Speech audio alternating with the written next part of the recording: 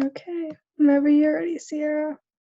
Okay, let's do it. So our program, Walking the Path Together, is also renamed Minoba Itawag. So that is our Anishinaabe name, which translates roughly to walking the path together in a good way. And we chose to, take on a name within our language that reflects more clear, our missions and our goals and who we want to serve through this program. So next slide, please, Maddie.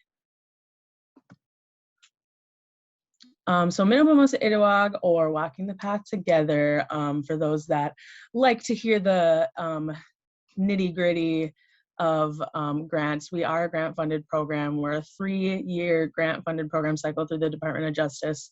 And our program was actually created in collaboration with the Center for Native American Studies back, I think we're technically in year 2 of our grant now. So 2-ish years ago. April and my supervisor, Sarah Carlson, kind of worked together between social work and CNAS to write the grant, to push this grant through. We actually had another grant previously to this that focused kind of more on getting to the why of why we created this program and the purpose of having it. So we are a 3-person team, like Amber mentioned earlier. It's myself as the program coordinator, and Maddie as our graduate assistant, and I talked about my supervisor, Sarah Carlson, is our primary investigator of the program. And we work with CNAS. We also work with tribally run victim service programs throughout the UP. Currently, we're working with 4 of the 5 Upper Peninsula tribes and their victim service programs, as well as community colleges and other folks kind of within this realm of tribal victim services and education. Next slide, please. So our mission is to empower victim services in rural tribal nation communities by fostering a critical understanding of Indigenous ways of knowing and engaging supportive pathways to higher education. So there's a few different things that we do and a few different kind of prongs that we've kind of taken to address some of the issues that we're trying to. So next slide, please. And these are kind of the 3 key challenges. So kind of the 2 pieces that we are addressing is one being in tribal victim services and trying to address staffing issues and help bring in potential employers to help make those programs more sustainable. And the other piece is working with Native students and students who are interested in coming to Northern for social work or Native American studies and helping support them on that pathway in the best way that works for them. So the kind of 3 key challenges that came up in this like Native student support area that kind of created the necessities for this grant is that, one, we know that for Indigenous people in our communities, it's super important for us to be in our communities.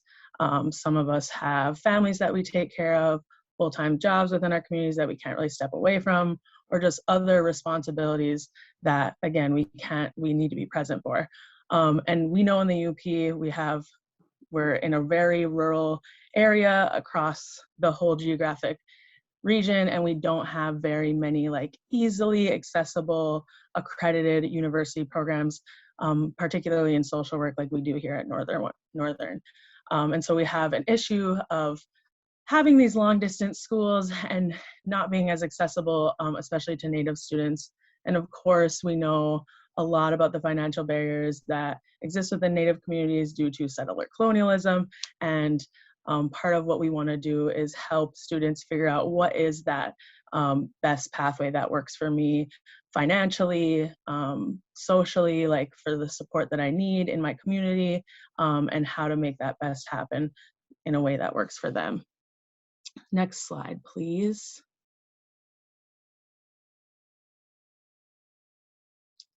So what we do, again, I talked kind of about student support, and I also talked about us working with tribal victim services. So in our work with Tribal Victim Services and students, we do internship programs, which we're going to talk a little bit more about later, but we have two kind of main internship programs. We have the shorter 96-hour summer internship program, and all of our internship programs are paid, which is really cool. But the shorter summer one that we have is more focused towards non-social work students. It's more focused on like training and shadowing. So it's typically more geared towards people who maybe are interested in this type of work, but haven't really had much experience previously, but want to get their feet wet. And then we have the longer 400-hour field placement internship for MSW and BSW students here at Northern. So that one, like I said, is for students who are enrolled in our social work program and they want to complete their field placement through our program. And we place them with a program that we're working with through Tribal Victim Services. Amber talked earlier a little bit about the Native American Community Services Associate's degree. So that is something that we do in coordination with CNAS. We also have done staff trainings for our tribal victim service programs. Last year, we did an Indigenous motivational interview training in October that Sarah actually was at. And then in June, I think it was, we did a mental health first aid training for our staff, our program staff that we're connected with, as well as our summer intern students that we had. And in terms of student support, we do a lot of work with the admissions and transfer office and curriculum planning. Like I said earlier, really trying to help students coming from their local community colleges and trying to figure out what the best plan of action for them is in terms of their course planning and the timing of when they want to get here and helping them figure that out. We also are working on different ways to support Native students coming in. We recognize that a huge barrier to Native students' general success in higher education is just like a general lack of community support. And we want students who are making the choice to actively come here to feel like they're supported in this space. We live in a tribal community. We know that Indigenous land is Indigenous land everywhere, no matter what, but this is like truly a tribal community, and there's no reason why Native students should come here and feel unsupported and like they don't have a community. So that's something that's really important to me in our program, that we make sure that students feel that support. And so we've been working a lot with CNAS to try to figure out how can we close those gaps between all of our programs so that our students feel good about being here. And one of the ways that we've done that is by putting on events and different things. Last November, I think it was November, we did a DV wellness event. We had someone come and do some yoga, and we had an elder come and talk about healing and do some storytelling, and had some of our advocates come give some like educational and resource information for students. Next slide, please. Maddie, do you want to talk a little bit about our partners for a while? Sure. So we currently have 4 partners in our area. So we've had interns placed so far at 3 of these locations and communities. So Keweenaw Bay Indian Community, which is our closest partner, just about 70 miles from Marquette. Bay Mills Indian Community, we've had 1 intern there as well this past summer. And Keweenaw Bay, we have someone there currently interning. Hannahville, just a little bit south of us, we've had 3 interns there. Wow, we've had 3 interns there over the grant project. That's exciting stuff. And then Sault Ste. Marie, we haven't been able to place an intern with them yet, but we're hoping to have that opportunity this summer. So those are who we currently are working with. And then we have some different placement locations within that. So Nimigayawang Transitional Home is in KBIC, and then we also have the KBIC Tribal Courts. So those are doing a two different types of work. The Sault Ste. Marie Advocacy Resource Center, which is super great and has given a lot of resources to the entire UP. Hannahville Victim Services, Bay Mills, systems-based advocacy, and then the Delta County Child Advocacy Center. We've partnered with a couple different times, and they've been super awesome as well. So yeah, those are just our current placement options. Maybe there'll be more in the future, hopefully.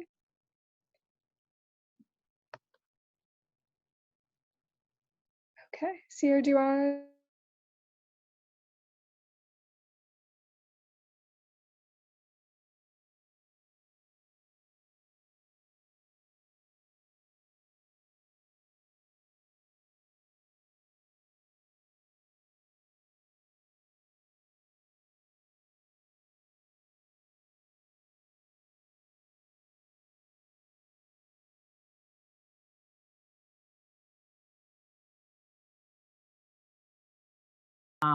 You know, it's really kind of been a barrier for students, especially students that aren't at Northern, students who don't have, you know, like a full summer load to like complement their Pell Grants.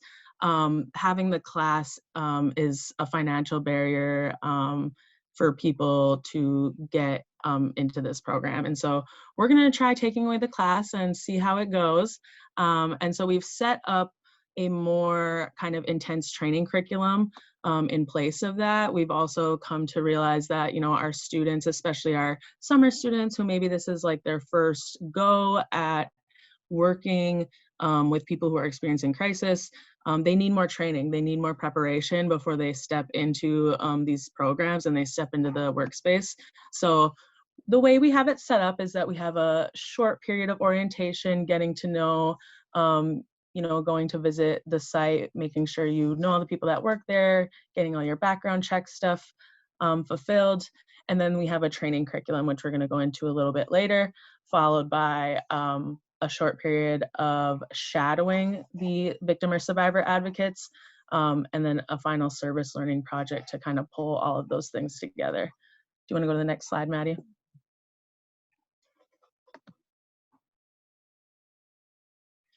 So for our training curriculum, we still are keeping, you know, the 96 hours of program time, and of that 96 hours, we are going to have like a 60-hour training curriculum. And these are kind of the 5 themes that our training topics are focused around. One being culture and tradition, tribal sovereignty, foundational domestic violence and intimate partner violence concepts, historical trauma and survivorship, and then secondary traumatic stress and other emotional consequences of this work. And so that was kind of identified by our group, our advisory council with, you know, our victim service program people, all of our kind of stakeholders within this program of like, what do students need to know when they come into this space in order to properly service people in our community. And so we have a variety of webinars and live training set up, as well as different shadowing opportunities. You know, we talked about our different placement options. So we're going to have some of our partner organizations, such as the Delta County Advocacy Child Center, the Advocacy Center, as well as, you know, tribal courts and other elders and cultural people within the community to provide different shadowing opportunities within these training topics. Next slide, please. And then following that like initial 60 hours of training curriculum, the remaining 36 hours will be spent on the student service learning project. So within that 36 hours, students will spend 8 to 16 shadowing on site with the advocate that will be their supervisor.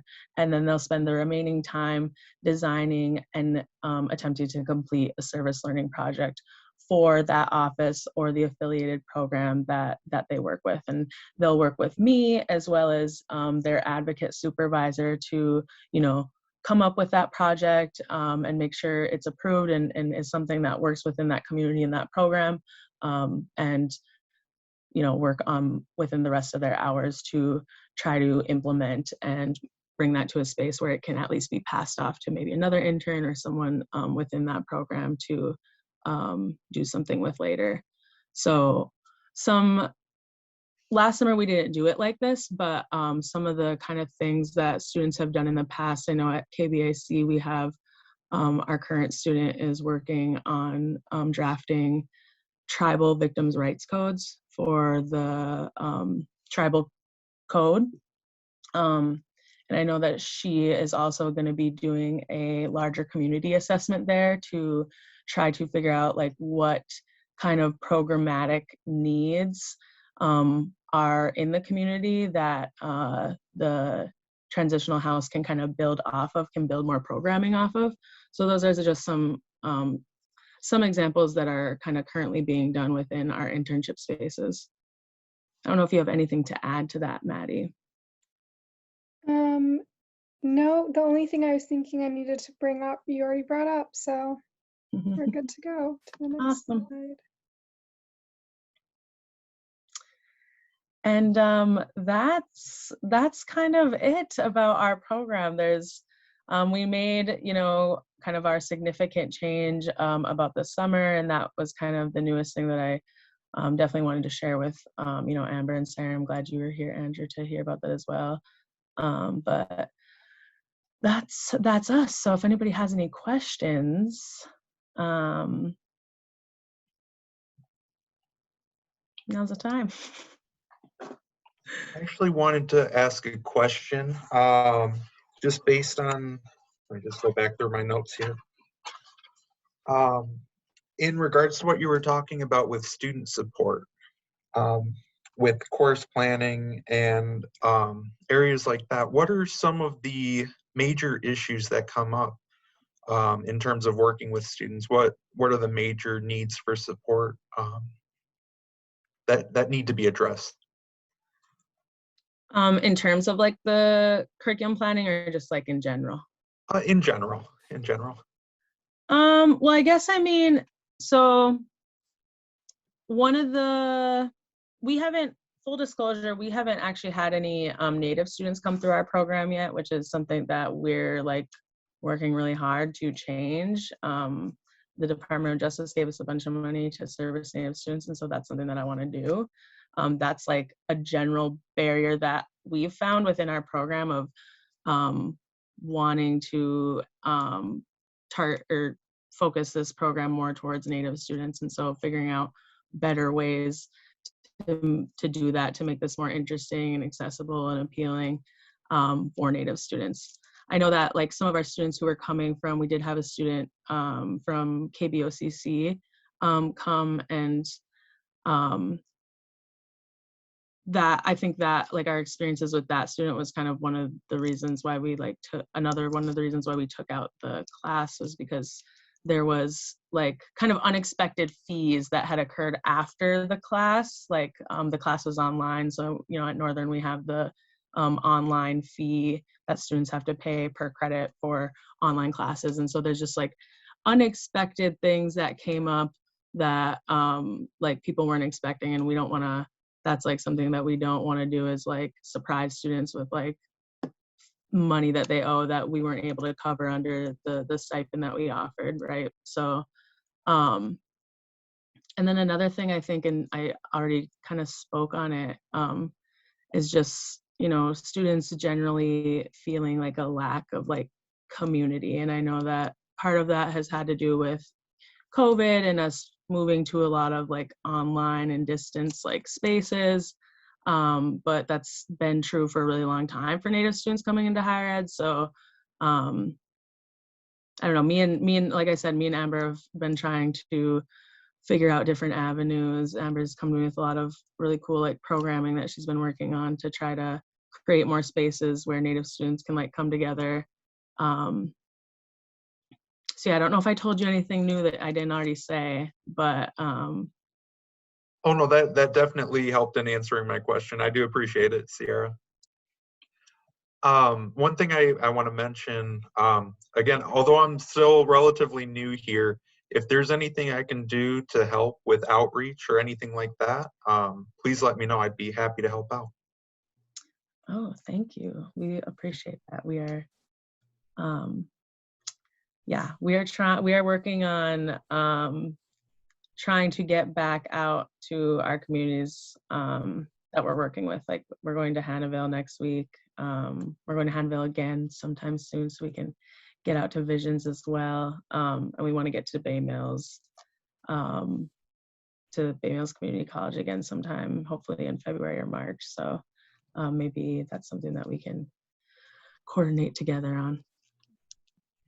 So this is, I'm glad that, Andrew, I'm glad that you asked this question, because I think one of the things that I've been thinking about with the center is one of my responsibilities is to think about Native student recruitment, right? Just in the very general sense, for our programs, we're walking the path together, and then also just general university recruitment of Native students. And so Sierra, I guess my question for you is,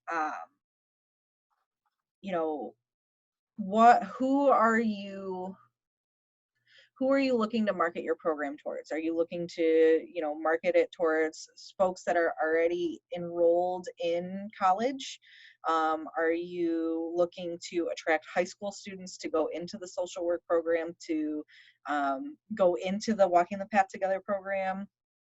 Because I think one of the things that I've been thinking about, and that I'm hoping you and Andrew could both help me with, is possibly putting on an event that is geared towards our Native high school students in the spring, saying maybe this is why you should look at Northern. We have these programs that are really supportive of Native students, that are very geared towards building professionals in our tribal communities. And so that's just been something that's been kind of kicking around in my mind, as well as a job fair that's, it's a tribal job fair, essentially, where we work with different tribes with their tribal education department. I know Sioux Tribe's been without a TED for 3 years. And then, they just reached out to me again. Sioux Tribe just reached out to me for a Ojibwe language speaker for the JKL Bawatink School. So, how do we make that work for us too? How do we show folks that Indian country is full of jobs right now? And by coming to Northern and embarking in some of these experiences, how is this going to make you more marketable for your tribe to hire you? How are you going to build your tribe by coming, getting this education, getting experience, and then coming back to the community to work for where you come from? Yeah, I like the idea of a tribal job fair. And to answer your first question, I think that we are really open in who we're targeting. I feel like we've been trying different things with the for example, we hope that in taking away this class that maybe we will attract more people who aren't necessarily in college or enrolled in college, but who are interested in this work and who will continue in this work, because I think that's a really big goal of this program, is to get people interested in this type of work who will hopefully stay in this work and work in our tribal communities within these realms. So we've talked a little bit about high school student recruitment, because that's also come up too, of it is sometimes easier for people who aren't already enrolled in college to kind of get their feet wet in this way, with this type of program at least. And so we've talked about in each community putting together a panel of social work professionals to have some kind of online panel event, so students can be because that's another thing that kind of comes up in social work, of what you're talking about, Amber, is that people don't really know what's available in social work, or what kind of jobs you can do, or what all the different ways that you can use that kind of practice. So we've thought about doing something like that this kind of spring time. So I would definitely be interested in both of those things. Miigwech.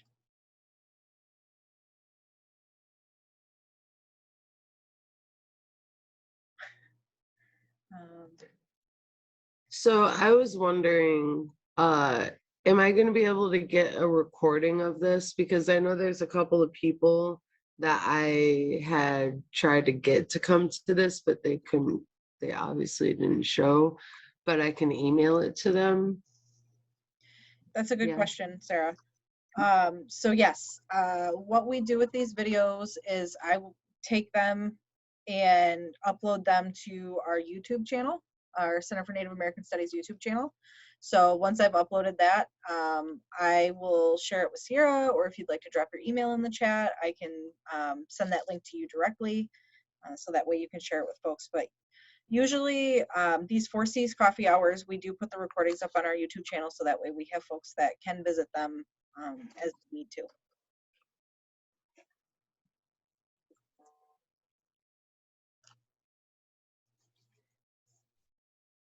Yeah, and we're having Walking the Path Together is having another kind of like virtual coffee date event on February 1st, I think. So if there are other folks who want to talk live or have any questions they want to ask in person, we'll be having that, and I think we're going to do that every month.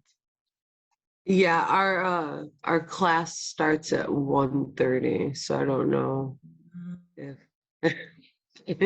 Are you guys all in the same class together?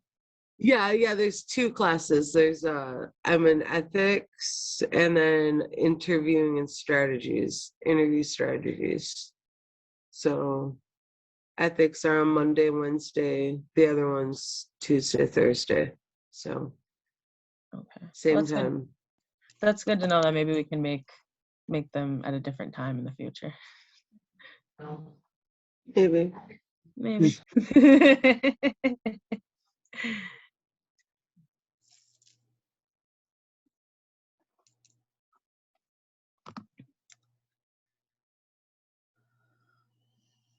Okay, well, anybody else have any dire questions or anything?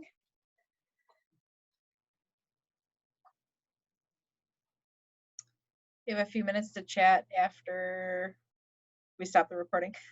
Oh yes, I do. And I don't know if Shelby will pop up at 10:40. She said she was getting out of class and might try to pop up, but Oh, okay. we can chat. Pause the recording too. I can pause Yeah. it, and then when she jumps back on, we can put it back on in case she has any questions, and then the questions would be included in the recording. Right.